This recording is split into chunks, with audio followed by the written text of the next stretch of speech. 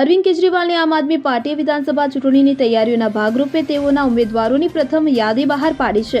આ યાદીમાં 11 નામ છે. મહત્વની વાત એ છે કે આમાં મોટા ભાગના નામ એવા છે કે જેઓ હાલના સમયમાં કોંગ્રેસ કે ભાજપમાંથી આવ્યા છે.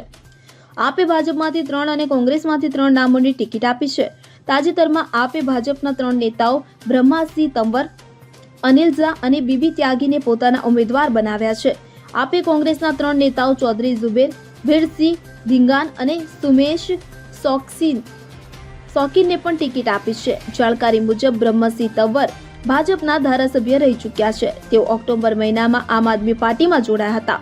તંવર મહેરૌલી અને છતરપુરથી ધારાસભ્ય રહી ચૂક્યા છે. તેઓ 3 વખત કાઉન્સિલર પણ છે અને અનિલ ઝા કિરારીથી ધારાસભ્ય રહી ચૂક્યા છે. પૂર્વાંચલમાં મતદારોમાં તેમનો સારો પ્રભાવ માનવામાં આવે છે. તેઓ થોડા દિવસ પહેલા જ ભાજપ છોડીને આપમાં જોડાયા હતા.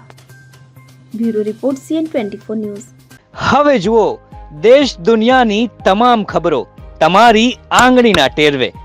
ઉઠાવો મોબાઈલ અને Google Play Store પરથી ડાઉનલોડ કરો અમારી CN24 ન્યૂઝ મોબાઈલ એપ.